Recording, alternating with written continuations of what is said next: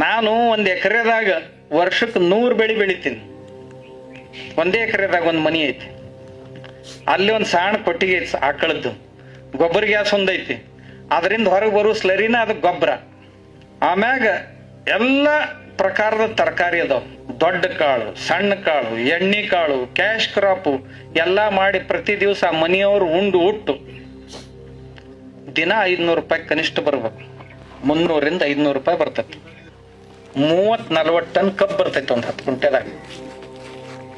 ಎಲ್ಲಾ ಕೂಡಿ ಎಲ್ಲಾ ಖರ್ಚು ಹೋಗಿ ಮನೆಯವರೆಲ್ಲ ಉಂಡು ಉಟ್ಟು 2 ಲಕ್ಷದ ಮ್ಯಾಗ ರೊಕ್ಕ ಕ್ಯಾಶ್ ಕೈಯಾಗ ಉಳಿತೈತಿ.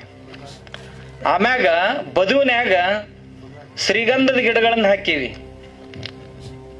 1 ಎಕರೆದ ಬದುವಿನ್ಯಾಗ ಏನೂ ಇಲ್ಲ ಅಂದ್ರೂ 100 ಗಿಡ ಕುಂದಿರ್ತಾವ. ಅವು 15 ವರ್ಷದ ನಂತರ ಆ ಗಿಡಗಳು ಏನೂ ಇಲ್ಲ ಅಂದ್ರೂ 1 ಕೋಟಿ ರೂಪಾಯಿ ಕೊಡ್ತಾವ. 15 ವರ್ಷಕ್ಕೆ 1 ಕೋಟಿ ಫಿಕ್ಸ್ ಡಿಪಾಸಿಟ್ ಇದ್ದಂಗ. ಅದ್ರೊಳಗೆ ಮತ್ತೆ ನೀವು ಬೇಕಂದ್ರೆ ಅದ್ರೊಳಗೆ ಎಲ್ಲ ನಮೂನಿ ಗಿಡಗಳದಾವ್. ಏನೂ ಇಲ್ಲ ಅಂದ್ರೂ ಅವು 1 ಎಕರೆದಾಗ ನಾನು 180 ರಿಂದ 200 ಪ್ರಕಾರದ ವನಸ್ಪತಿಗಳೆಲ್ಲ ಅದಾವ. ಕರಿಬೇವು ಐತಿ, ಹಣ್ಣಿನ ಗಿಡ ಅದಾವ, ಹೂವಿನ ಗಿಡ ಅದಾವ, ಏನಿಲ್ಲ ಅನ್ನಂಗಿಲ್ಲ. ಅತ್ಯಂತ ಸಮೃದ್ಧವಾಗಿ ಜೀವನ ಸಾಗಿಸಬಹುದು.